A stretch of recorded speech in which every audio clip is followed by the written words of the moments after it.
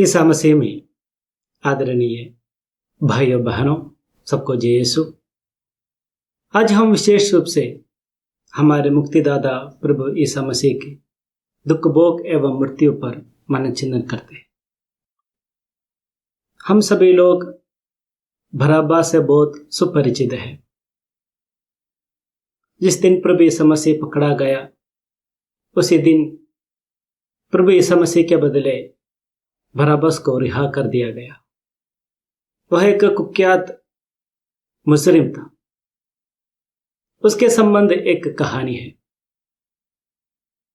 प्रभु ईसा मसीह के बदले रिहा करने के बाद बराबस सीधे अपने गांव चला गया। अगले दिन बराबस देखते हैं कि बहुत सारे लोग बराबस से मिलने आ गया। एक अंधा ने आके कहा, बराबस मैं जन्म से अंधा था, लेकिन प्रभु ईसा मसीह ने मुझे दृष्टिदान प्रदान किया।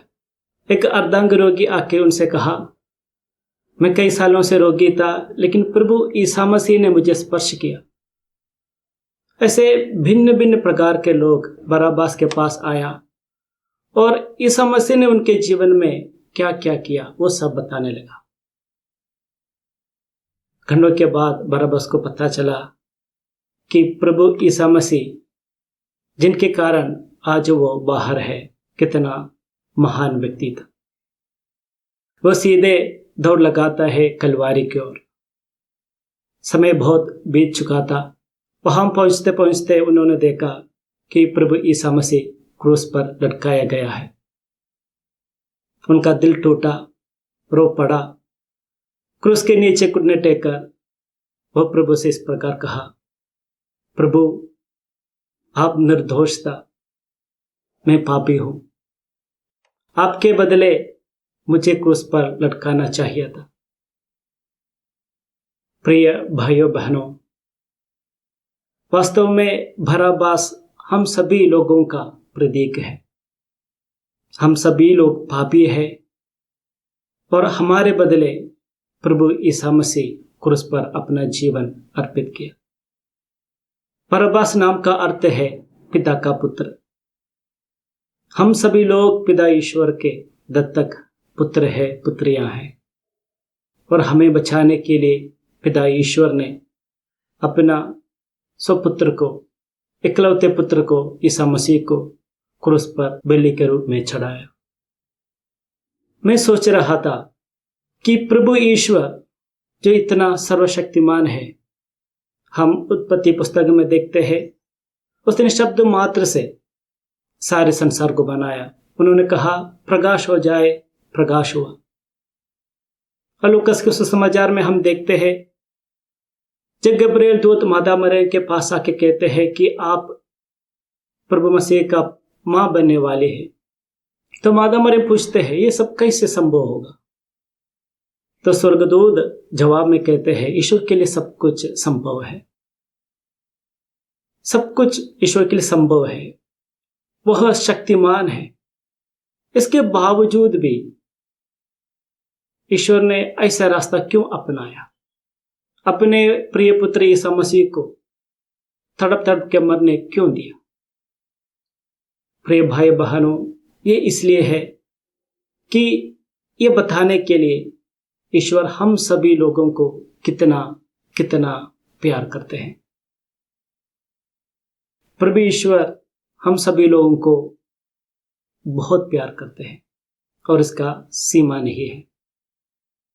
यूहन्ना के सुसमाचार में अध्याय 15 प्रसंग 13 में वचन कहते हैं, इससे बड़ा कोई प्रेम किसी का नहीं है जो अपने मित्रों के लिए अपना प्राण न्यौछावर करते हैं। संत यूहन्ना का मानना है, कहना है कि प्रभु ईसा मसीह का क्रूस पे मरना उनके महान प्रेम का महान अभिव्यक्ति है। इस प्रेम का गहराई हम समझते हैं रोमियो के नाम लिखित पत्र में अध्याय 5 में संत पौलुस बताते हैं कि जब प्रभु ईसा मसीह हमारे लिए मर गए तब हम पापी थे, हम डाकू थे। और आगे कहते हैं अगर कोई एक दूसरे व्यक्ति के लिए मरने के लिए तैयार होते हैं तो हम समझ सकते हैं, तैयार भी होते हैं क्योंकि वह एक धार्मिक व्यक्ति होगा, एक भला व्यक्ति होगा। लेकिन जब प्रभु ईसा मसीह हमारे लिए क्रूस पर रक्त बहाया, तब हम सभी लोग बहुत बुरे व्यक्ति थे और पापी थे, और प्रभु ईसा मसीह हम सभी लोगों के लिए तड़प तड़प कर क्रूस पर अपने जीवन बलि के रूप में चढ़ाया। प्रिय भाई बहनों, आज के दिन प्रभु ईसा मसीह हमसे ये बताते हैं कि मैं तुम्हें बहुत बहुत प्यार करता हूं। इस पुण्य शुक्रवार का एक दूसरा संदेश यह है कि हम हमारे दुखों में, संकटों में अकेले नहीं हैं।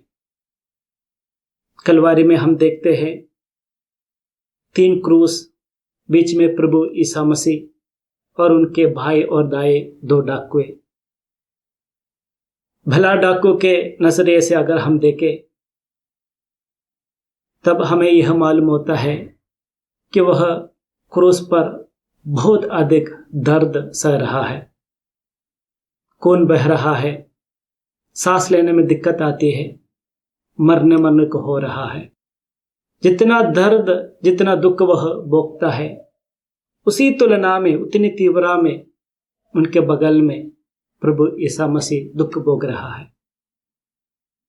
कलवारी का वो दृश्य हमें यह बताते हैं कि हम अपने दुखों में, संकटों में अकेला नहीं है, बल्कि हमारे करीब उतना दर्द और संघर्ष सहते हुए हमारे साथ देने के लिए प्रभु ईसा मसीह भी है। प्रिय भाई बहनों, हर एक पुण्य शुक्रवार हमें याद दिलाते हैं कि अगर हमें अकारण कुछ दुख और संकट भोगना पड़ता है तो उसका एक ईश्वर की योजना है, और जब हम उस योजना को हाँ कहते हैं तब जरूर ईश्वर हमारे साथ है और हमें आगे ले जाता है। इस पुण्य शुक्रवार के दिन हम पिता ईश्वर को धन्यवाद दें, क्योंकि उसने अपने प्रिय पुत्र ईसा मसीह को हमें बचाने के लिए उनको अर्पित किया। ईश्वर हम सभी लोगों को आशीष प्रदान करे। आमीन।